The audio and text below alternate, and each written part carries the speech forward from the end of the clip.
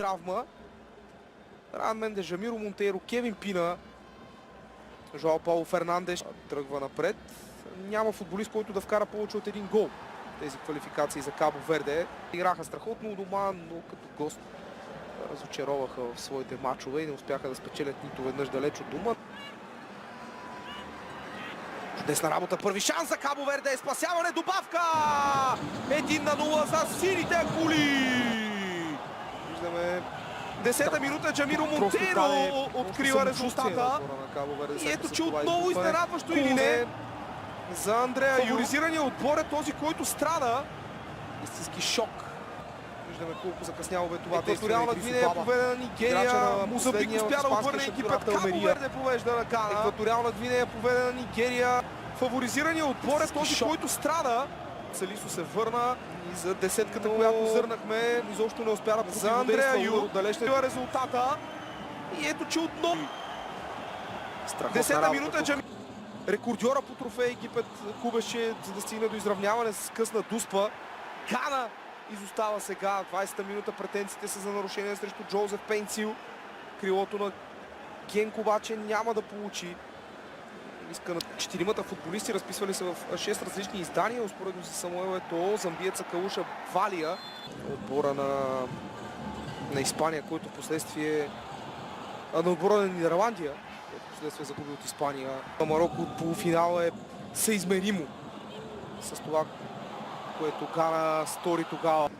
Моя грешка, Гаян вкара дуспата при ударите от 11 метра, които решаваха по 21 година от 561 хиляди жители. Страхотно добра възможност, но Кьонингсдьорфер не успява. Бе прието, но след това загуба с 2-3 от Коморските острови и продължаване на Коморските острови. Не под сериозна въпросителна. Коморските острови събраха 6 точки. Сега говорим наистина за драма. Прикосне лесно за ганайците, които направиха и 0-0 с Намибия, като загрявка за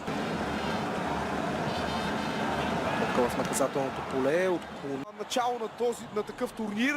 Греда за Гана в 35-та минута. Събудиха се черните звезди и само секунди след това първи гол за националния отбор на Гана за Маджита Ширемо.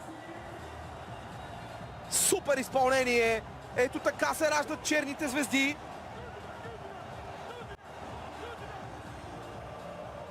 Групата си през 2013 година.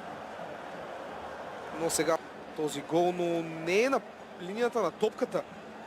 Кьонингсдьорфер пречи. Намира Кьонингсдьорфер. Дали пречи той на виждането на Возиня. Сега на Шимеро.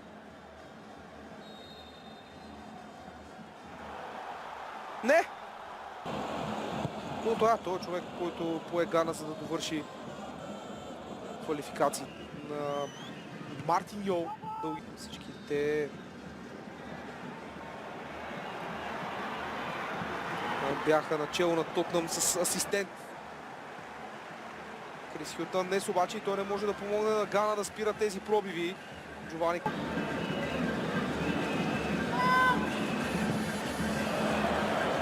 Монтейро дава аванс на сините акули.